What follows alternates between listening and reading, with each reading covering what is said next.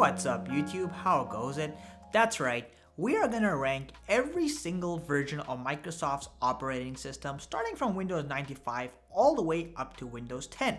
Why not previous versions, you ask? Well, for two reasons. First and foremost, I never actually used Windows 3.1 or anything prior to that. I was in my diapers, frankly speaking. And also because of the fact that Windows 95 was kind of the first step into the traditional desktop we all know and love today, so I thought it's a good starting point. It's also worth noting I will not be putting Windows 11 in this end comparison. Again, the primary reason being that it's barely out of its diapers and it just wouldn't be fair to rank it quite yet, maybe in a future video. As always, if you guys enjoy this fun ranking video, hit that like button, subscribe to my channel. Oh, and by the way, let me know what your favorite window is and which one's worst. So we'll start again from worst to best. Let's go. At number 9 on our list, the worst operating system out there undoubtedly is Windows ME, correctly pronounced as Windows Me, also known as Windows Millennium Edition. This operating system was plagued with crashes and bugs. It had booting errors, it had frequent incompatibility with various third-party applications, it did not play nice with various hardware configurations, and it was too demanding for lower spec PCs. You name it, it had the problem. Windows ME kinda had the worst of Microsoft problems, all in a single operating system. On top of that, Windows ME also was only active for about 11 months. It was often considered a bridge operating system between the popular Windows 98 2nd Edition and Windows XP. The only redeeming feature about Windows ME was the fact that it introduced some powerful tools like Windows System Restore, Windows Media Player, and it also of course introduced Windows Movie Maker, tools that we still use to this very date. At number 8, we have Windows 8, by coincidence of course. Windows 8 was a relatively stable launch. It actually didn't have as many bugs or crashes as previous versions of Windows did before it. Where Windows 8 really failed was essentially its design UI. Microsoft wanted to combine a tablet and desktop interface, and for some odd reason decided the best way to do this was to take the start menu, give it a ton of steroids, and turn it into a massive start screen. So much so that essentially it was supposed to be the main part of the operating system. And they called this the Metro UI, where you had a bunch of tiles that represented applications, files, and folders. And turns out it didn't play so well with keyboard and mouses in general because, well, let's be honest, it was designed for tablets first. People hated this so much, in fact, that a lot of people opted not to ever jump to Windows 8 and stayed with Windows 7. This was so bad, in fact, Microsoft had to eventually release Windows 8.1, which finally brought back the traditional start menu and made the desktop the default boot up screen again. All this to say, bad design choices definitely left some bitter taste in the mouth of Microsoft lovers. At number 7, we have Windows Vista.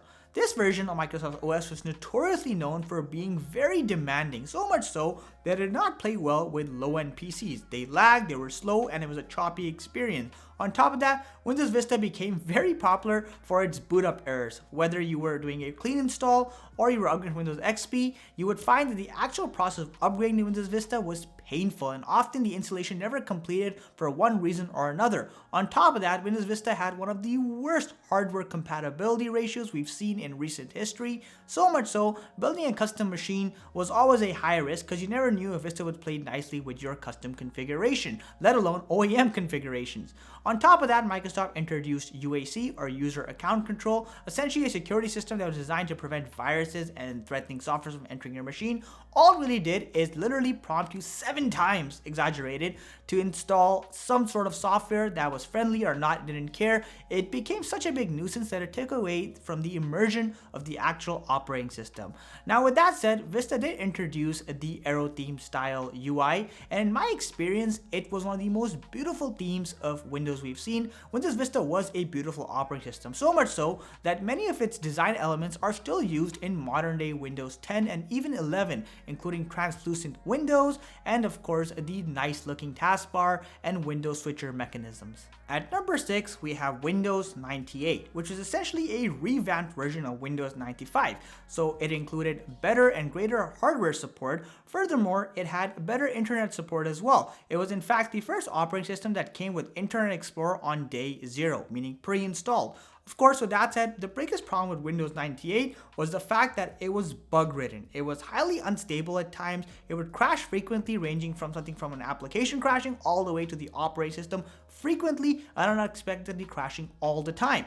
Now, with that said, Microsoft recognized this problem and they had to release Windows 98 Second Edition, which was a significant improvement. And that's often the version of Windows 98 a lot of people praise, but they forget how painful the original Windows 98 actually was. Next on the list, we have Windows 2000.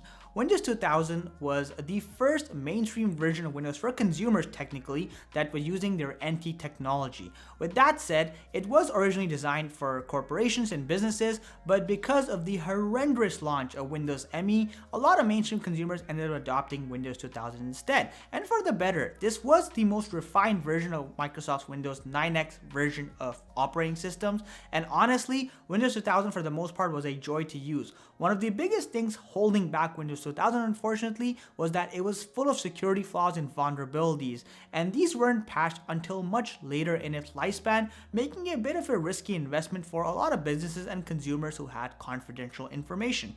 At number 4, we have Windows 10. Windows 10 brought some amazing design elements over from previous versions of Windows, put it together to create a really user-friendly and nice-looking operating system. So it's clean, it's minimalist, it's to the point. And Windows 10 did such a good job at integrating the operating system for various devices that you can find a customized version of Windows 10 for the Xbox, for their Surface tablets, third-party tablets, and of course traditional PCs. It's kind of a one-size-fits-all solution, and Microsoft was very successful in that regard. They definitely learned some lessons from Windows 8.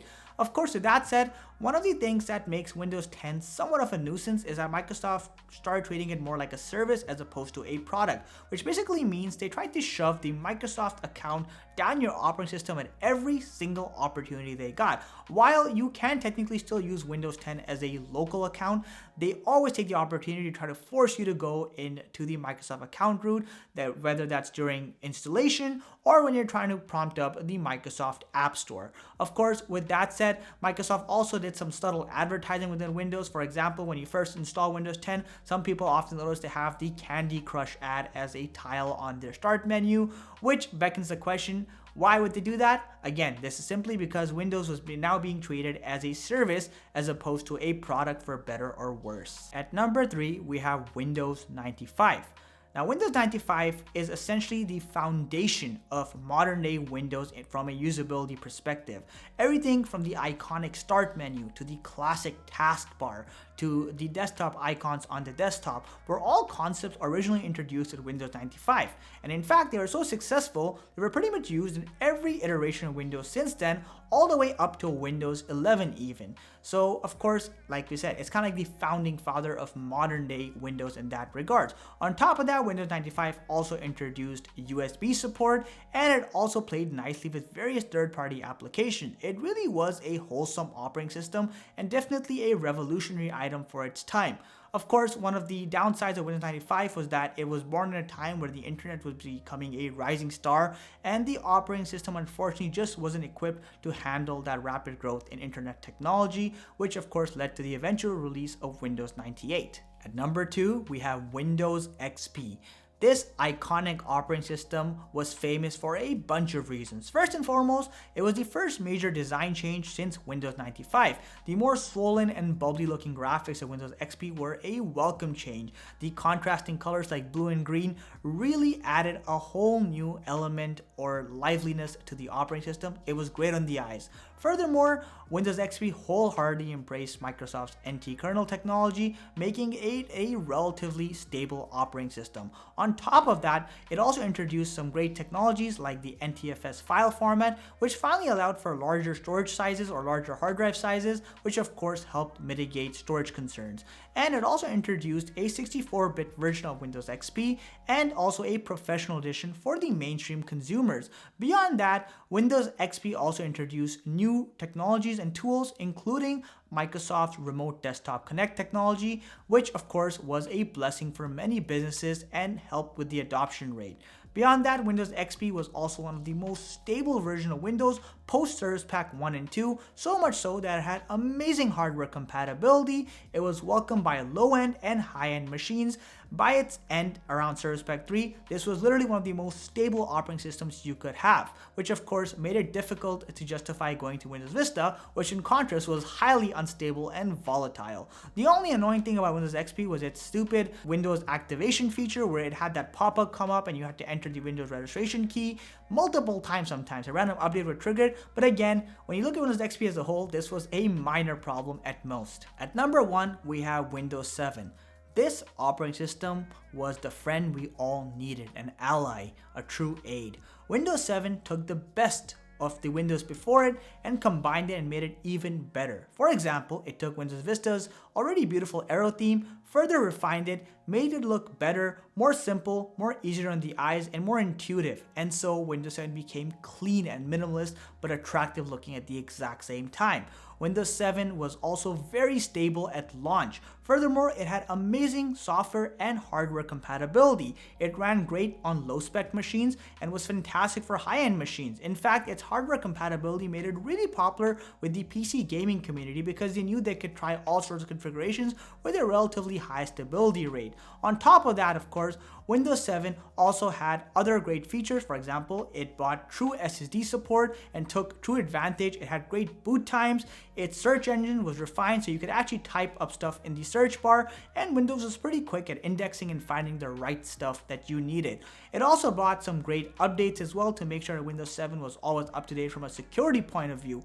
And lastly, Windows 7 is so darn popular that extended support is still running until 2023. There are still some businesses out there that use Windows 7 to date. That really speaks volumes about how stable of an operating system it was. In fact, Windows 8 was hardly ever jumped onto because Windows 7 was just that good. Many people argue that Windows 7 should be the indefinite system that goes on forever. We all have a special place for this operating system. In a way, Windows 7 was a reminder to the world of why Windows is such an awesome operating system. I really do hope Windows 7 gets some sort of comeback. Of course, I'm dreaming, but again, this was a beautiful operating system.